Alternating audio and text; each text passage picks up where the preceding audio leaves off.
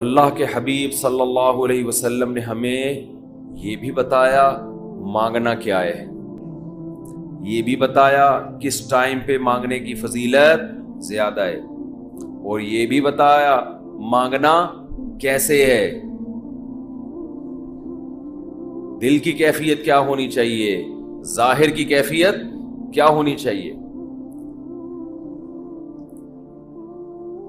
تو سب سے زیادہ دیکھو، اللہ سے محبت ایک دفعہ دل میں تھوڑی سی چنگاری پیدا ہو گئی نا، تھوڑا سا تعلق اللہ سے کنیکشن بحال ہو گیا، اس کا دنیا میں سب سے پہلا فائدہ ملتا ہے سکون۔ اس کا جو دنیا میں سب سے فوراً کیش فائدہ ملتا ہے نا، کیش، وہ کیا ملتا ہے؟ سکون۔ آدمی اپنے آپ کو محفوظ سمجھنا شروع کر دیتا ہے کہ یار میں نے اپنے آپ کو کس کے حوالے کر دیا؟ اللہ کے۔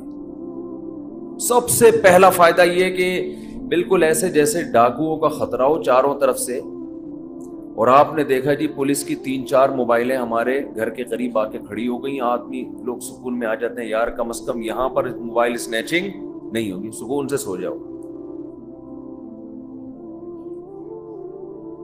تو جب انسان اللہ سے مانگتا ہے اور اپنے آپ کو اللہ کے حوالے کرتا ہے، اور اللہ تعالیٰ نے مانگنے میں کوئی شرطیں نہیں لگائیں، یہ بڑی زبردست بات ہے۔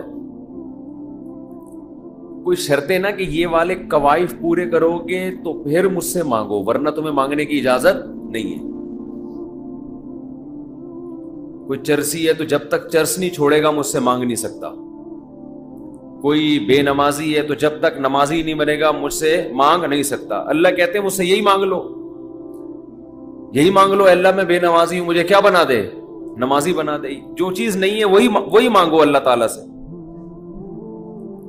وقال ربکم ادعونی استجب لکم، قرآن کہتا ہے، تمہارا رب کہتا ہے مجھ سے مانگو میں تمہاری پکار کو قبول کروں گا۔ اور کمال کی بات یہ ہے، پہلے مجھے اس آیت کی تفسیر سمجھ میں نہیں آتی تھی۔ اللہ کہتے ہیں مانگو میں تمہیں دوں گا، نہیں مانگو گے ایسے متکبرین کے لیے میں نے جہنم کی آگ رکھی ہے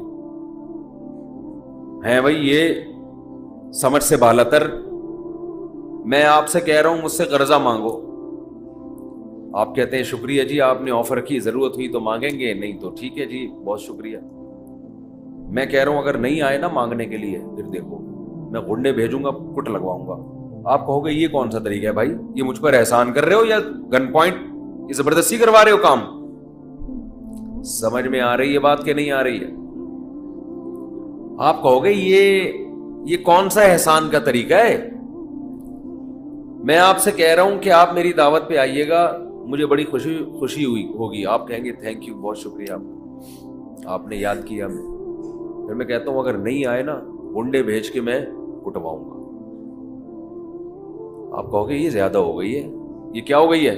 یہ دعوت نہیں ہے، یہ تو ایک طرح کا جرمانہ ہے میرے اوپر لگا دیا تم نے۔ میں آپ سے کہتا ہوں بھائی میں علاقے کا ناظم ہوں، میں علاقے میں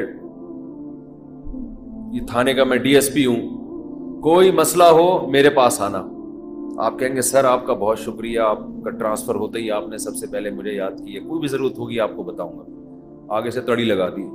اگر تمہیں کوئی ضرورت پڑی اور نہیں بتایا نا ہے بھائی، سب سے پہلے لاکر میں تمہیں ڈالوں گا، تو آپ کہیں گے سر یہ آپ مجھے عزت دے رہے ہیں، یہ میری توہین کر رہے ہیں۔